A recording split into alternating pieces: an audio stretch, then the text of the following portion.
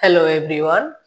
তো আজকে আমরা যে অধ্যায় সম্পর্কে আমরা জানবো, ক্লাস 9 এর প্রথম যে অধ্যায়টি রয়েছে বাস্তব সংখ্যা, অর্থাৎ ইংরেজিতে যাকে আমরা বলি রিয়েল নাম্বার, সেই রিয়েল নাম্বার সম্পর্কে আজকে আমরা জানবো। তো চলো দেখে নেওয়া যাক। তো দেখো, প্রথমে আমরা হেডিং করে নেব আজকের টপিক রিয়েল নাম্বার, যাকে আমরা বাংলায় বলে থাকি বাস্তব সংখ্যা।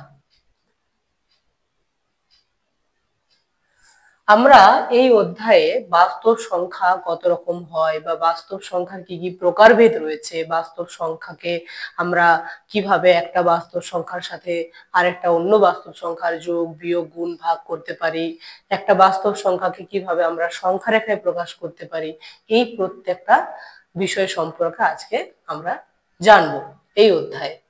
তো এখন দেখো, বাস্তব সংখ্যা জানতে গেলে প্রথমে যেটা আমাদের জানতে হয় সেটা হচ্ছে যে স্বাভাবিক সংখ্যা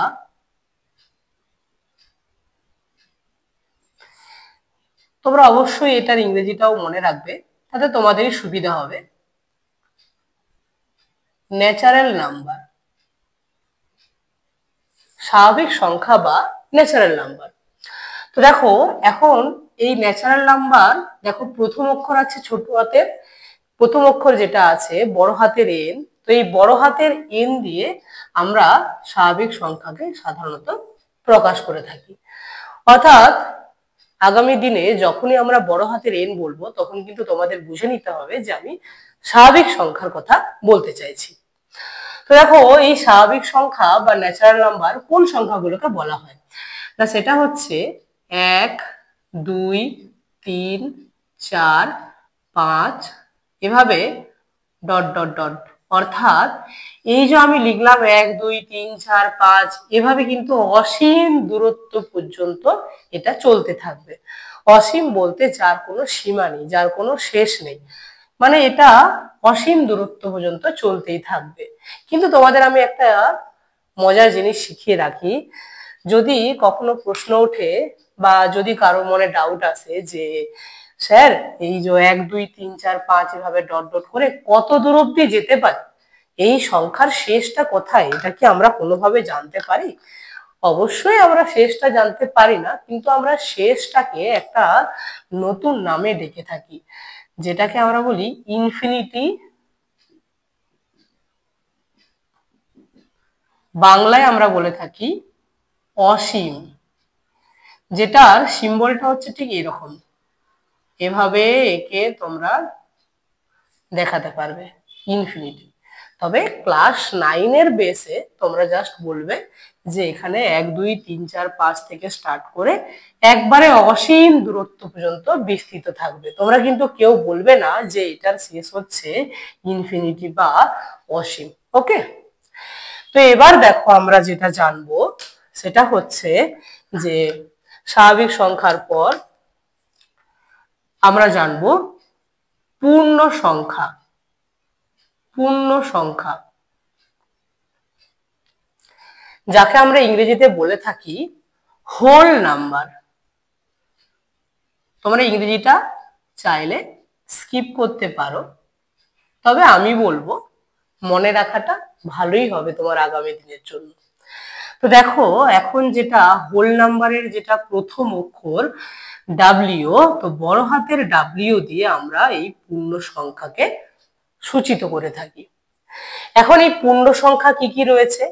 এই পূর্ণ সংখ্যার মধ্যে তোমরা পাবে 0, 1, 2, 3, 4 এভাবে কিন্তু চলতেই থাকবে।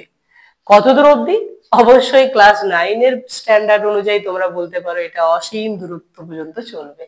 কিন্তু যদি একটু আপার ক্লাসে যাও তাহলে জানতে পারবে যে এই দূরত্বটাকে, অর্থাৎ এই অসীম জায়গাটাকে আমরা বলতে পারি ইনফিনিটি। ঠিক আছে, তো আমরা ইনফিনিটি বলে প্রকাশ করতে কিন্তু পারি। তাহলে আমরা এখানে লিখে ফেলছি এই অসীম দূরত্বটা হচ্ছে ইনফিনিটি। তো এখন দেখো ভালো করে খেয়াল করে, এই যে স্বাভাবিক সংখ্যা তোমরা জানলে আর এই যে পূর্ণ সংখ্যা তোমরা জানলে, খেয়াল করে দেখো স্বাভাবিক সংখ্যা স্টার্ট হয়েছে 1 2 3 4 মানে 1 থেকে স্বাভাবিক সংখ্যাটি কিন্তু স্টার্ট হয়েছে। আর অন্যদিকে দেখো পূর্ণ সংখ্যাটা স্টার্ট হয়েছে 0 থেকে। এখন দেখো এই একটা থেকে যদি আমার স্বাভাবিক সংখ্যা শুরু হয় তাহলে আমরা বলতে পারি এই শূন্যটাকে বাদ দিয়ে বাকি যা কিছু রয়েছে সেটা সবটাই হচ্ছে ন্যাচারাল নাম্বার বা স্বাভাবিক সংখ্যা, যাকে আমরা বড় হাতের এন দিয়ে সূচিত করতে পারি, যাকে আমরা বড় হাতের এন দিয়ে সূচিত করতে পারি। তো দেখো আমরা যদি এই শূন্যর সাথে যতগুলো স্বাভাবিক সংখ্যা রয়েছে তাকে যদি আমরা যোগ করে ফেলি তাহলে আমরা সকল পূর্ণ সংখ্যা বা সকল হোল নাম্বার যেটা আছে সবগুলোকে কিন্তু আমরা একসাথে প্রকাশ করতে পারবো। তাই আমরা মনে রাখার সুবিধার্থে এরকম একটা রিলেশন মনে রাখতে পারি যে আমরা শূন্যর সাথে যদি আমরা বড় হাতের এন অর্থাৎ সকল স্বাভাবিক সংখ্যাকে আমরা যুক্ত করে ফেলি তাহলে আমরা সকল পূর্ণ সংখ্যা বা হোল নাম্বারকে কিন্তু আমরা প্রকাশ করতে পারবো। তোমরা কিন্তু এভাবে মনে রাখতে পারো, ঠিক আছে? তো এবার এই যে দুটো জায়গা আমরা শিখলাম, এই জায়গা থেকে কিন্তু আমাদের কিছু প্রশ্ন আসতে পারে।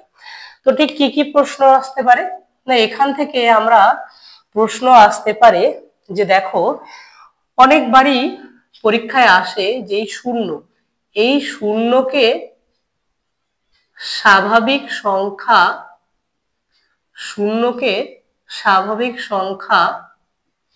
বলা যায় কি? শূন্যকে স্বাভাবিক সংখ্যা বলা যায় কি? তো এটা হলো আমার প্রশ্ন। তো দেখো অবশ্যই দেখো শূন্যকে কিন্তু স্বাভাবিক সংখ্যা বলা যাবে না। কেন শূন্যকে স্বাভাবিক সংখ্যা বলা যাবে না? স্বাভাবিক সংখ্যা কত দিয়ে শুরু হয়েছে? 1 দিয়ে শুরু হয়েছে। তো দেখো স্বাভাবিক সংখ্যা তো তাহলে শূন্য কোনোভাবেই হতে পারে না। তাহলে শূন্য দিয়ে কোন সংখ্যা শুরু হয়েছে? পূর্ণ সংখ্যা শুরু হয়েছে। তো তুমি বলতে পারো যে শূন্য হলো কি পূর্ণ সংখ্যা। তাহলে শূন্যকে কিন্তু কখনোই স্বাভাবিক সংখ্যা বলা যাবে না, কারণ কারণ শূন্য হলো পূর্ণ সংখ্যা। শূন্য হলো পূর্ণ সংখ্যা। এরকম একটা প্রশ্ন আসতে পারে। 2 নম্বর আর কি প্রশ্ন আসতে পারে না, দেখো এখানে এরকমও কখনো প্রশ্ন এসছে যে ক্ষুদ্রতম স্বাভাবিক সংখ্যা, স্মলেস্ট ন্যাচারাল নাম্বার, ক্ষুদ্রতম স্বাভাবিক সংখ্যা। তাহলে আমাদের সেকেন্ড প্রশ্ন ক্ষুদ্রতম স্বাভাবিক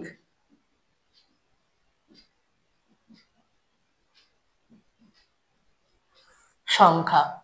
তো দেখো ক্ষুদ্রতম বলতে সব থেকে ছোট, তো দেখো সব থেকে ছোট অর্থাৎ যে সংখ্যা দিয়ে স্বাভাবিক সংখ্যা স্টার্ট হয়েছে সেটা কত? 1। তাহলে ক্ষুদ্রতম স্বাভাবিক সংখ্যা কত হবে? 1 হবে। আবার ঠিক পূর্ণ সংখ্যা নিয়েও সেম কোশ্চেন আসতে পারে যে ক্ষুদ্রতম পূর্ণ সংখ্যা, স্মলেস্ট হোল নাম্বার, সেটা কি হতে পারে? দেখো হোল নাম্বার বা পূর্ণ সংখ্যা 0 দিয়ে শুরু হয়েছে, তাহলে ক্ষুদ্রতম পূর্ণ সংখ্যা তোমরা বলতে পারো 0। এখন মজার ব্যাপার হলো যদি তোমাদের বলে স্বাভাবিক সংখ্যা ম্যাক্সিমাম বা সর্বোচ্চ বা বৃহত্তম স্বাভাবিক সংখ্যা কত, তখন কি বলবে? তখন যদি ক্লাস 9-এ পড়ো স্বাভাবিকভাবে তুমি বলবে যে স্যার এটা কখনো বলা সম্ভব না, কারণ অসীমে আমি আবার কি বলবো, তাই না? অসীম যেটার বিস্তার, যেটা অসীমে গিয়ে শেষ হয়, সেই শেষটা তুমি কিভাবে বলবে? তুমি যদি বলো যে যেদিকে 2 চোখ যায় আমি সেদিকে চলে যাব, এখন কেউ তোমাকে প্রশ্ন করলো যে তুমি তাহলে কোথায় শেষ অবধি পৌঁছবে, তোমার ডেস্টিনি কোথায়, সেটা তুমি বলতে পারবে? 2 চোখ তো যেখানে যাবে সেখানেই তুমি চলে যেতে থাকবে। তাই অসীম কিন্তু কখনোই বলা সম্ভব না। কিন্তু কিন্তু একটু যদি আপার ক্লাসে যাও তাহলে কিন্তু এটার উত্তর তোমার রয়েছে। কি উত্তর রয়েছে? না অসীম অর্থাৎ ইনফিনিটি, তাই তো? তাই আমরা সর্বোচ্চ স্বাভাবিক সংখ্যা কি বলতে পারি? ইনফিনিটি। সেম কোশ্চেন আমি রিপিট করছি, সর্বোচ্চ বা বৃহত্তম পূর্ণ সংখ্যা কি হবে? বৃহত্তম পূর্ণ সংখ্যা তো বলা সম্ভব না, কারণ এটারও বিস্তার অসীম পর্যন্ত, কিন্তু একটা আপার ক্লাসে গেলে এটার উত্তর কিন্তু ইনফিনিটি বলতে পারো। ঠিক আছে, তো এই প্রশ্নগুলো কিন্তু আমরা বলতে পারি। এখন এখানে একটা খুব ভালো একটা ব্যাপার তোমরা নোটিস করে দেখো, কি রকম না, দেখো তোমরা আগে জেনেছো যে যখন কোনো সংখ্যার চিহ্ন থাকে না তখন আমরা তার চিহ্ন পজিটিভ বা ধনাত্মক ধরে নিই। প্লাস চিহ্ন, এখানেও প্লাস, এখানেও প্লাস, এখানেও প্লাস, এটা প্লাস, এটা প্লাস, এখানেও প্লাস, এখানেও প্লাস, এখানেও প্লাস, এখানেও প্লাস। স্যার শূন্যতে কেন সাইন দিলেন না? শূন্যর কোনো চিহ্ন আছে নাকি? তুমি শূন্য কারোর সাথে যোগ বিয়োগ যাই করো না কেন, তার কোনো পরিবর্তন আসবে না, নো চেঞ্জ। ঠিক আছে তো, অর্থাৎ শূন্যর কিন্তু কোনো চিহ্ন থাকে না, ধনাত্মক বা ঋণাত্মক, পজিটিভ বা নেগেটিভ, কোনোটাই শূন্য কিন্তু নয়। তো দেখো খেয়াল করে যে এখানে যতগুলো স্বাভাবিক সংখ্যা আমি লিখেছি বা আরো পাওয়া যাবে, বা যতগুলো পূর্ণ সংখ্যা আমি লিখেছি বা আরো পাওয়া যাবে, সবগুলোই দেখো ধনাত্মক।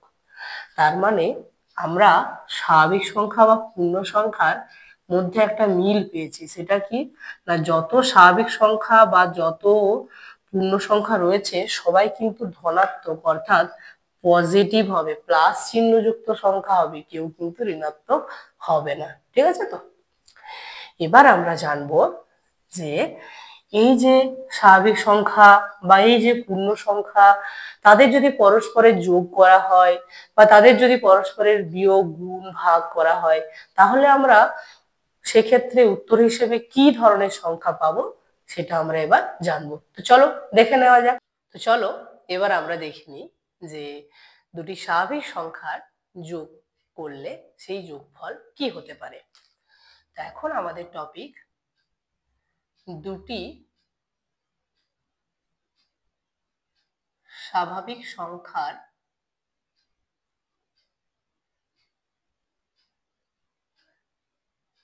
যোগ।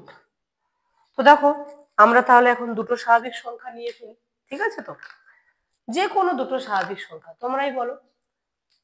ধরো একটা স্বাভাবিক সংখ্যা হচ্ছে, আমি ছোটখাটো কিছু নিলাম 2, আর একটা স্বাভাবিক সংখ্যা আমরা নিচ্ছি, তার পরের সংখ্যাটাই নিয়ে নিতে পারো, আমি 3 নিলাম। তাহলে দেখো এখন 2 আর 3 যদি যোগ করি আমরা কত পাবো? 5 পাবো। তাহলে খেয়াল করে দেখো যে আমরা দুটো স্বাভাবিক সংখ্যাকে যোগ করলাম, উত্তর যেটা 5 পেলাম সেটাও কিন্তু একটা স্বাভাবিক সংখ্যা। অর্থাৎ স্বাভাবিক সংখ্যাকে আমরা কি দিয়ে প্রকাশ করেছি? বড় হাতের এন। তাহলে 2টাও একটা স্বাভাবিক সংখ্যা, 3টাও একটা স্বাভাবিক সংখ্যা, আর অন্যদিকে তাদের যোগফলও আমরা কি পেলাম? স্বাভাবিক সংখ্যা পেলাম। অর্থাৎ দুটি স্বাভাবিক সংখ্যা যোগ করলে কিন্তু আমরা কি পাচ্ছি? স্বাভাবিক সংখ্যা পাচ্ছি। আচ্ছা, এবার আমরা কি করব? আমরা এবার বিয়োগ করব। ঠিক আছে, তো এখন আমাদের যেটা করব, দুটো স্বাভাবিক সংখ্যার আমরা বিয়োগ করব। তো দেখা যাক বিয়োগ করলে কি পাওয়া যায়।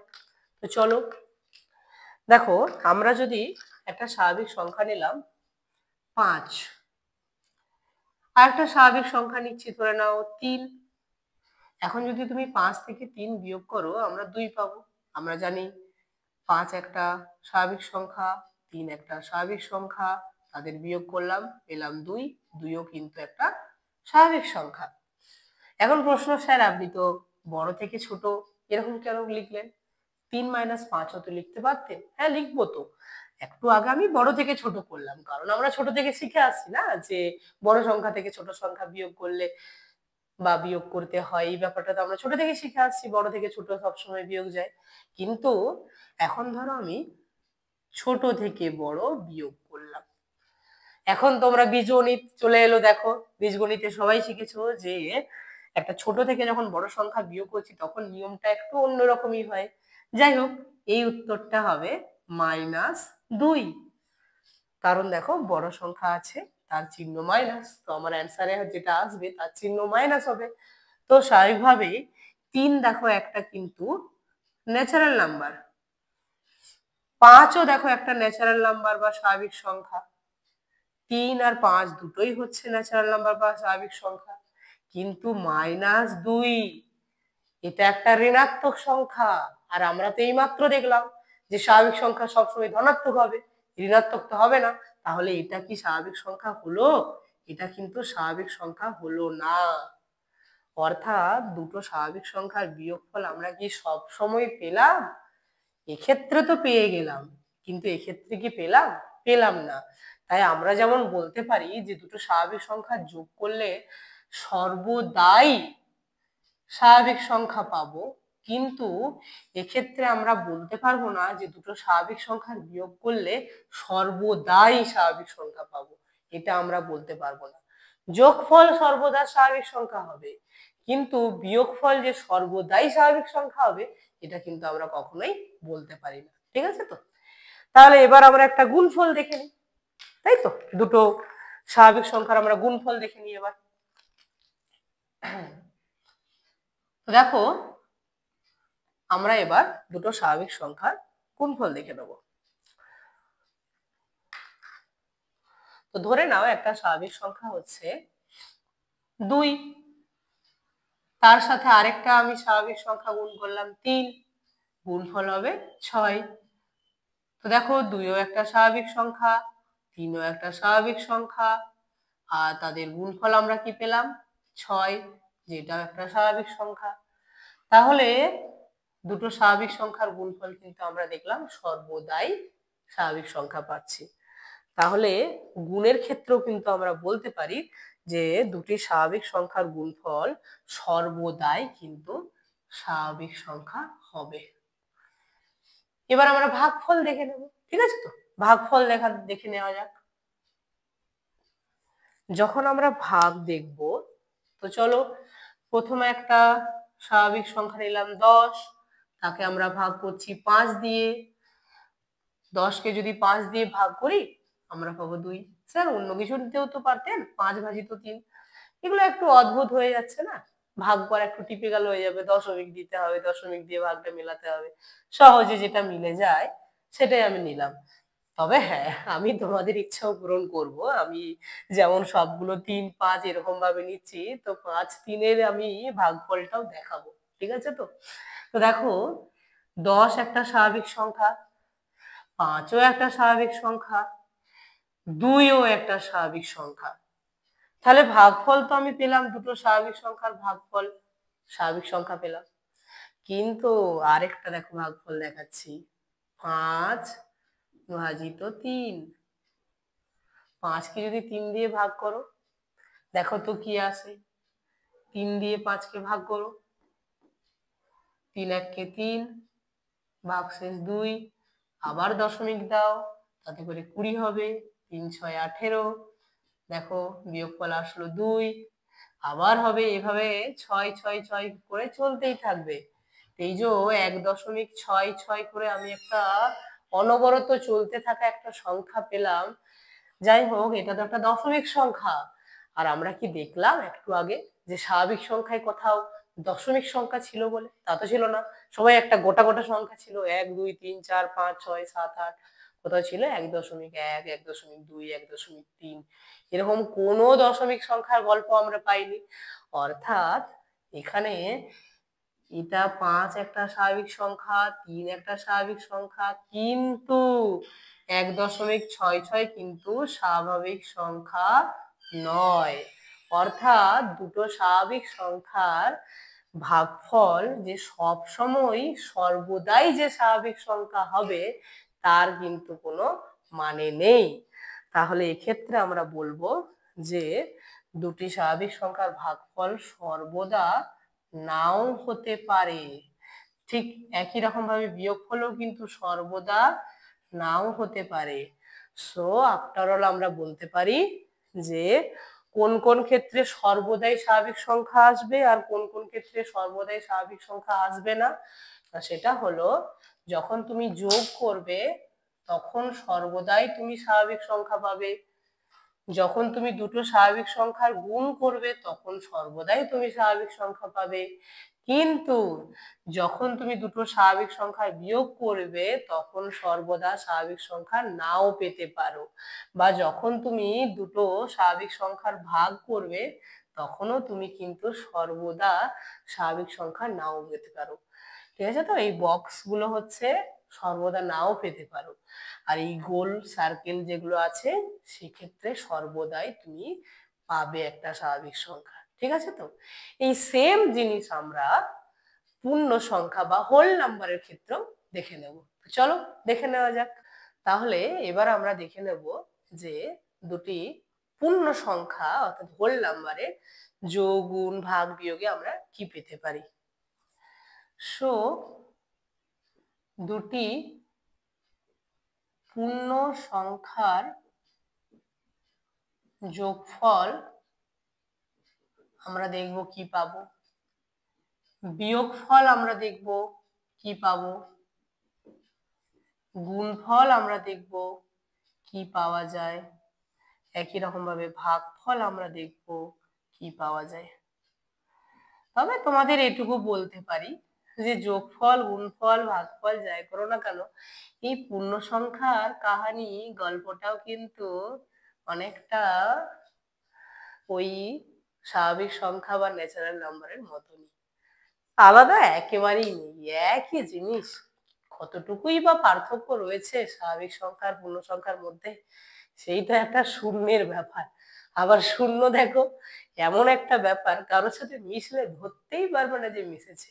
12-র সাথে যদি শূন্য যোগ করো ধরতেই পারবে না, 12 থেকে যদি শূন্য বিয়োগ করো ধরতেই পারবে না, কারণ 12 থেকে শূন্য বিয়োগ করলেও 12 হবে, 12-র সাথে শূন্য যোগ করলেও 12 হবে।